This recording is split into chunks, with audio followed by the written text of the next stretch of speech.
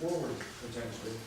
Just suggestions, I'm totally guaranteed the process everybody's comfortable with, but I'll just put out there that I'm warm, if not hot, on most of the staff recommendations.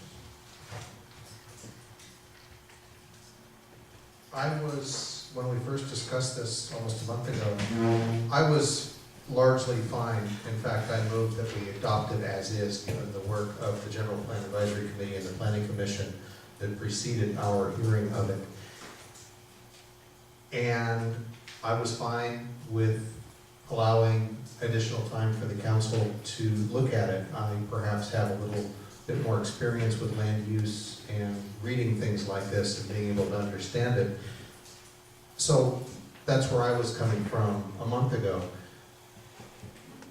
At the same time, I'm glad that we were able to spend a little bit more time with it and look at it again. And the recommendations made by staff, I'm also almost unanimously largely in favor of. I think that they did a fantastic job. As far as process goes, I would agree that framing our work around the staff report and the recommendations made therein would be a viable use of our time. I understand the desire to go through chapter by chapter, but to me that almost feels like we're starting down a more significant revision than maybe, no. I mean, forgive me, but I'm looking at the number of Post-it notes there. That's all I have to go on. So you can see them too. Those are my favorite parts. It doesn't mean that's a comment every Okay. single one. I I've realize gone this that. far and I have only one comment so Okay. far. So I would say just to kind of be simple here about things too, with the staff report, I'm good with all these recommendations. And the clarification Director Webster offered about the setback for the fourth story and third story general commercial, I'm good with that. Okay. I mean, I think, I like all these. Well, I don't know how much you guys want to talk about this yet. I'm still reviewing my Post-it notes. I guess that's a request for a more discussion. If you want. Councilmember Jacob. I'll discuss this more. So I think that these modifications cast a wider net for us to catch affordable housing opportunities. That we'll be lucky if 50% of these items ever even get used in the next 8 years. And for us to cast that net, open the possibility for affordable housing opportunities and really press that these things are about affordable housing in those policy guidelines in general, is a great way for us to start a new housing element. And really, I think that we have an opportunity in this to really set an example of what a city, even our size, can do to curb really what should be called the affordable housing crisis in our state right now. I recently looked at another county that only has one incorporated city in it. It's a significantly rural county in the state. And they're going through the very same procedure of updating their housing element. And they had a red line version of the proposed housing element. And I actually laughed out loud at it because the only thing that was redlined were the years. And they crossed off the 5 years ago and they added 2015. Almost exclusively, those were the only revisions. There were a few minor things in it, but it was largely boilerplate. And granted, we have the benefit at this time in history of the good work of the General Plan Advisory Committee to lean on and to do the heavy lifting on our update. But it was sad that that is how other communities approach opportunities like this. So it made me feel really good about what we were doing. So perhaps what we should do is, I will ask if there are any specific items in the staff report as noted that anybody would wish to discuss it at any further length. Councilmember Glass? I appreciated Planning Director Webster's clarification on the required step backs for increased number of stories as item 3 on this list. And it just occurs to me, I'm in agreement with that. However, perhaps we need to be more specific. If that was not clear to Councilmember Gurney, maybe we need to clarify that sentence. Because you clarified it, what you think it means, but if she didn't know what it meant, then maybe we don't know what it means. So should we say in this, require step backs for increased number of stories and always for the 4th story? Or?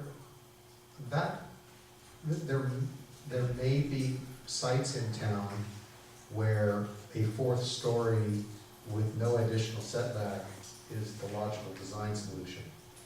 And there may be sites in town where from the 2nd story up, additional setbacks should be required. And I would think that that's... So leaving it vague seems like a better idea, isn't it? That seems like what that allows is for the design review board to take those projects on an individual one-by-one basis, depending on site conditions.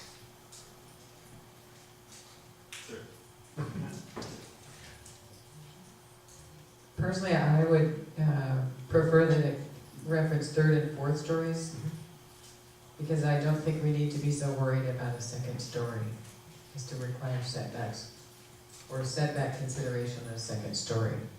I mean, that's only a 2nd story, guys. It's not that much. 3rd stories, I know, get people going, and 4th stories definitely get people going. So, you know, I think given our community concern and our community history of not having 3rd and 4th stories, considering setback in the design to allow the design in some ways to indicate the appropriateness of setback or no setback would satisfy me.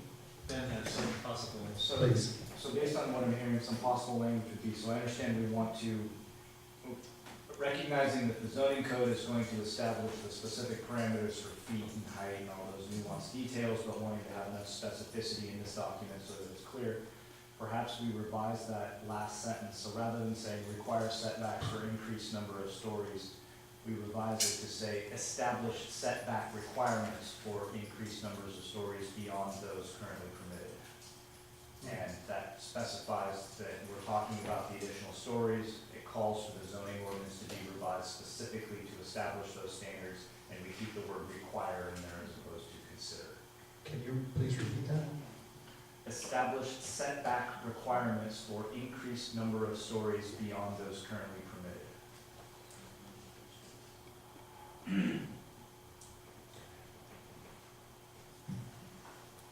So that language was not, Councilwoman Gurney mentioned 3rd stories too. 3rd stories are currently permitted.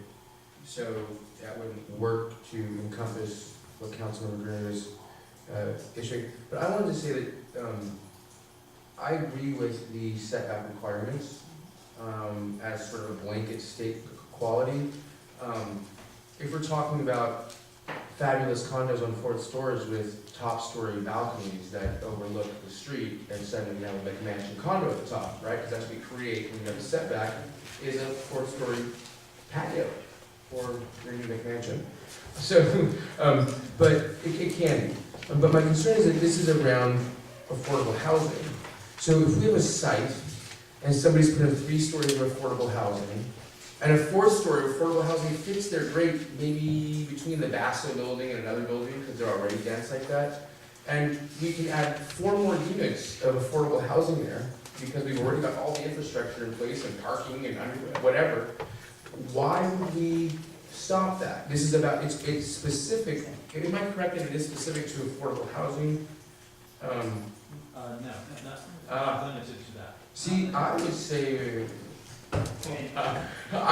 that it should be specific to these types of affordable housing and not have, the setback requirement. Maybe allowing the first story to be commercial for denser areas. And to my mind, you were delving into the exact detailed nuance of the type of discussion you would expect to have when the zoning ordinance is up When are there. we having that now? Sorry. So, for example, without getting way too far down the road, we might say that 4 stories should be set back a minimum of 12 to 15 feet as, you know, in order to ensure view shed preservation and light passage. However, in the cases where affordable units are proposed on the 4-story, setback requirements may be waived in order to maximize the number of affordable housing units. I wouldn't propose that language for this housing element, but that's the exact type of approach I would expect you to flesh out when the zoning code update comes before you at the appropriate time. But we could put that language in here. Nothing stops us. Nothing stops you, nothing stops you. Magic. Thank you.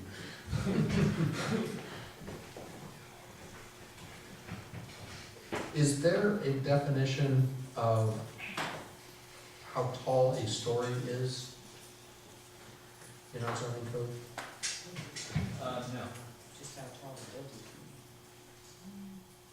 This says Four 4 stories and stories. 50 feet, actually, which means 4 stories can't be more than 50 feet, right? No, what that could be is that we have 2 stories of 50 feet. 25 feet each. Maybe two. And we have examples of that with the CVS proposal, I think, and the new feed store is really Correct. tall, but 1 story except for a little bit on it. Often, retail has a higher floor than housing needs to have. And sometimes you'll see, for example, hotel rooms, which are kind of residential, having a pretty low ceiling height in order to pack in an extra story within the height limit. So it sometimes depends on the form of development, the type of use. So where I was going with that is that the setback for a 2-story building that's a 35-foot tall building, or a 3-story building that's a 45-foot tall building, we may not get the desired effect because the stories were extra tall and didn't require an additional setback because it's only the 3rd story, only the what. So, do we want to, well,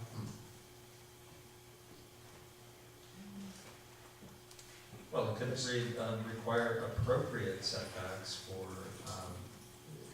the increased number of stories above current limits. I mean, that kind of, at a minimum, that instructs the design review board that, well, it tells them that that's okay to look at that issue and do what's appropriate for the circumstances. And in the zoning ordinance process, there could be some specific circumstances identified as to when that is appropriate and how much. all right. So, can you repeat that wording? Require appropriate step-backs for increased number of stories beyond those currently permitted. I still think 4 stories should only be allowed for affordable housing.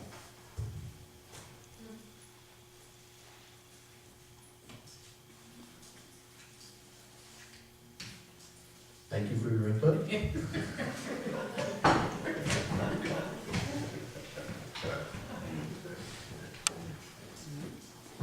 Well, I actually think what we want to do is write policies where we understand the possibility of values that we're working into the housing unit, where we can make trade-offs. So for instance, if it's a 4th story that's gonna get us more affordable housing, maybe we wanna do something with without the, this is called step backs up to that story, and if it's something else in a different place where having those step backs at that story would be appropriate because of the streetscape and the outdoor room and the canyon effect and all those other things, then maybe we'll do step backs on that story. I think it's really important that we're able to be flexible and achieve the values that we want for our community in the appropriate locations where they're gonna be proposed. So, I mean, I'm fine with Ben's language, I thought it was good. I'll go for it, yeah. Okay, I think we have consensus on that. Are there any other items in the staff identified portion? I'm sorry, but we're approving language, so can we hear the language one more time that was proposed? We just looked at each other and had slightly different versions. I think they get you to the same point. Mine was establish setback requirements for increased number of stories beyond those currently permitted. Kenyon's was require appropriate setbacks for increased number of stories beyond those currently permitted. So very similar language. So should we add anything but adding variances to the setback for this list of types of housing? Affordable housing, small housing, tiny units, studios, transitional housing, blah, blah, blah? I think you Not might, sure we can, is what I thought, sorry. and reading it now, if I actually step back up and just read all of item 3 together, because affordable housing is specifically called out. So if we sort of step back and look big picture rather than just the last sentence, it says increase. So it starts by revise the zoning ordinance to number 1 and number 2, and then number 3, increase allowed building heights and reduce parking requirements in the downtown core to accommodate mixed-use projects up to 4 stories or 50 feet, and in appropriate general commercial districts, 3 stories and 40 feet, to encourage affordable housing, higher density housing, including rental, housing cooperatives, condominiums, and establish setback requirements for increased number of stories beyond those currently permitted. So I think the policy language or the action as written emphasizes that affordable housing is the impetus for these changes, and that encouraging affordable housing is the driving force behind this action. But you haven't drawn the hard line in the sand saying thou shalt not exceed 3 stories unless all the units are affordable, providing yourself with some flexibility for future discretionary approvals. But your new language doesn't say anything about making allowances for non-setbacks on 4 stories for specific uses that the city finds of value. So, and in 2017, when who knows who's gonna be on this council, or 2020, which is still in effect, no one's gonna remember our intention of this conversation, except for the words that are in the statement. So if I were to add with flexibility provisions for affordable only units, or for affordable units, would that provide that clarity and continuity? So if it were to end by saying establish setback requirements for increased number of stories beyond those currently permitted, including provisions and flexibility for affordable units? But does the word affordable fall into some, is that a legal term? Yes, Yeah. it is. So my concern is that I really believe that studios are affordable units, but they don't fall within the rules of someone can make so much to have this unit. So I'm more so about creating spaces that have a lower value. And those fall within the affordability. So what it is it's the affordable units can absolutely be market rate based on their size, and that's, I think, exactly what you're Yes. describing. So you can have studios that absolutely qualify as affordable housing, But they're even though market they rate. don't have rent controls or things otherwise attached to them. But the affordability index is tied to countywide median income, household size, and it's a mathematical equation saying this much money per month in housing costs makes it affordable versus not affordable. And so smaller housing products may be market rate affordable and still meet the affordable housing goals without, again, a rent control tied to it. By virtue of The product their size. size? Yes, so the Right. market rate of the product classifies it as an affordable unit. Well, that's, I had a question about higher density housing, because I think the conversation is about smaller units, which is what you're getting at, studio, one bedroom, something small, and we're looking at potentially one level if we're accommodating needs of the elder population, we may be looking at vertical units if it's an entry level family potentially. So I just wanna make sure we have the words right, and I'm not sure higher density housing is quite enough to capture this idea that it's small housing, and it could be a lot of small units together, which would make it dense at the same time. I had a suggestion where, and again, this is all item number 3, to encourage affordable housing, higher density housing, including rental, housing cooperatives, condominiums, and my suggested add in there would be, and other housing opportunities, because those 3 items, rentals, housing opportunities, and condominiums, are 3 drops in a very large bucket. And so to enlarge that description by having and other housing opportunities listed, that opens it up for people to consider all housing. I think it's a very good suggestion. The one point I would point out is that this particular subcomponent of this action item is about a future change to the zoning ordinance regarding standards and specifications for 4-story units in the downtown area, whereas we have an entire portfolio of goals, policies, and actions targeting exactly that. We have special needs populations. I was making notes during one of the public comments regarding a large need for single-level affordable housing for seniors. We have policy D1, D10, G2, A1, specifically calling out the needs of seniors and the need to provide a range of housing types and products. So I think the point that you just made as far as sort of a diverse portfolio of approaches to a wide range of housing needs, it was a beautiful synthesis of the overall purpose of the housing element, and we've tried to accomplish that through a number of policies well beyond the bullet language in item 3 of this particular action item, which has a very targeted focus related to the heights and massing in the downtown.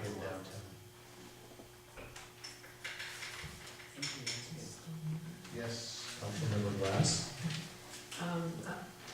I'm somewhat feeling that leaving a little bit of flexibility on this story thing and the affordable housing thing might be a good idea, because one thing, actually one person made a comment about ghettoization of specific kinds of, let's put all the old people over here, and we'll put all the young people over here, and we'll put the rich people here. And I think it's a nice idea that it is better for building your community if you have mixed housing types in a neighborhood and particularly in a building. So it may be that, dare I say, the market might actually think that the penthouse might sell for more money, and that might make it more viable to build the other 2 floors in smaller, denser housing.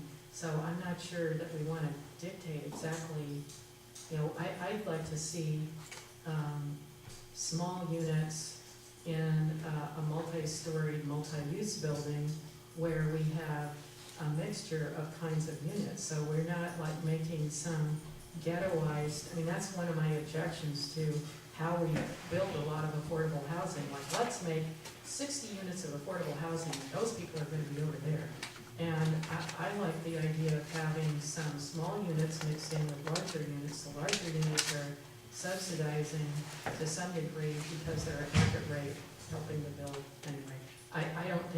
I think we need to think carefully about being too specific here until we really can think through the ramifications of what we're doing. Although I do think it's a good idea to make sure that we're getting affordable units here. So where have we landed?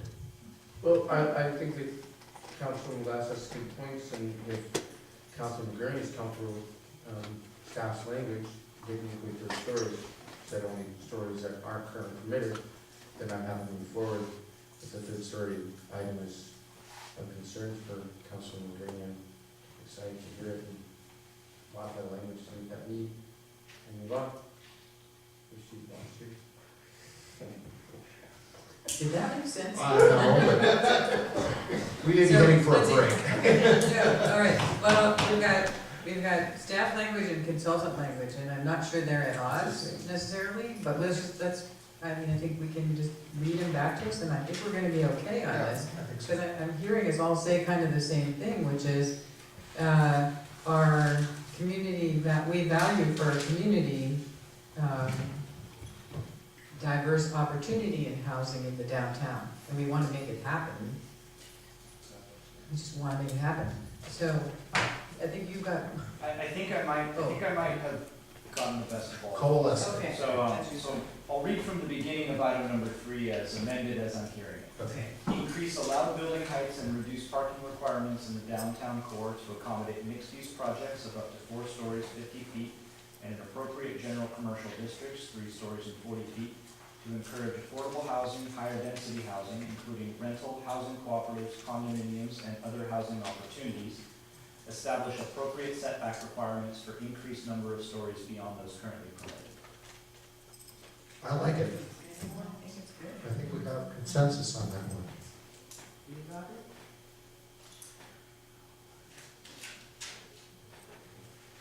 Yes. Very good. But I'll trust staff. Thank you. Well, we have to remember, we're writing general policy, we're not writing the details in the zoning ordinance. Well, then why don't we say increase buildings for housing? I'm just saying, I love the argument, but it's sort of like, We're not here to argue. I know. I do have one other item, Please. I did not cover in the staff report, which, lo and behold, I lost the conversation last time, but just missed magically. So, sorry. So it is, the state requires us to, what is the state, there's 120 units in the next 8 years. What is the state requirement that we do about those 120 units? You must demonstrate through this housing element that you can accommodate the construction of those units. And so there must be demonstrated to be no impediments, i.e. you have adequately zoned land, you don't have prohibitive policies that would preclude these units from being built. So accommodate is the key word. So how many units does this plan accommodate currently? This plan doesn't specify the number of units that will accommodate. That will come forth through primarily your general plan land use map, and it will be constrained by your growth management ordinance. So what this does is it demonstrates that the mandated state requirements can be met by what you have, but it does not set out goals for how many units you think you should have, or want, or desire, or strive to achieve. And have other communities you've worked with, have they ever worked to demonstrate more than the state requirement?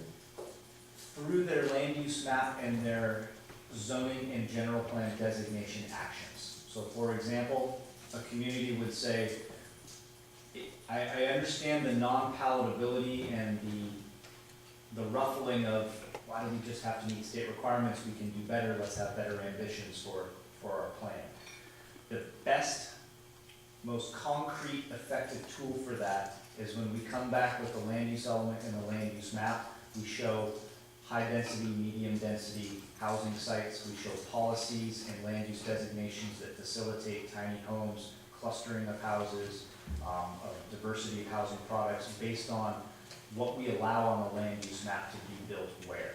And so what you can do is move forward with this housing element that has basically the statement saying, these are the state requirements, yes, we've demonstrated that we can meet them, and now, at the next stage, as we update the general plan, here's our land use map, and here's where we've shown a whole bunch of areas for high and medium density housing that will result in market rate affordable housing, a diversity of housing types and products that are gonna meet the needs of our seniors and our young families. The most effective tool you have is how you designate and zone these sites as you move forward. And what's the current target timeframe for completion of the general plan? middle of next year for like done adoption, actual real tangible product in front of you later this year. So concrete review drafts later this year, then we do public Okay. review and EIR and all that stuff. But a chance to bite into this for real in the fall and winter of this year. With that, I'd like to make a motion, if Councilor McKay. I make a motion to approve the housing elements per staff's recommended changes in the staff reports, and the final change to item F3 per staff's change on the spot this evening. Is there a second? I'll second that, sure. Thank you. Is there additional discussion? Well, I just want to check, is your intention that that ends our conversation tonight? Nothing around discussion now. Yeah. There's opportunity for discussion. I'm just thinking we may have other things we want to talk about besides the staff recommendations and then the language that Ben has added for us in this last part, number We 3. can amend the motion. Or we can do additional motions if there are more items we want to add, do. Yeah, yeah, okay, Okay? okay. So, first I mean, in case anybody has something more they want to say, this part is good. I think, So, I'm in favor. so what we're voting on is the revisions as proposed by staff, not the entire document. yes, so I guess I will amend the motion to approve these changes to the housing element and look for a future motion to approve the housing elements with changes at the city. Does your second still stand? yes?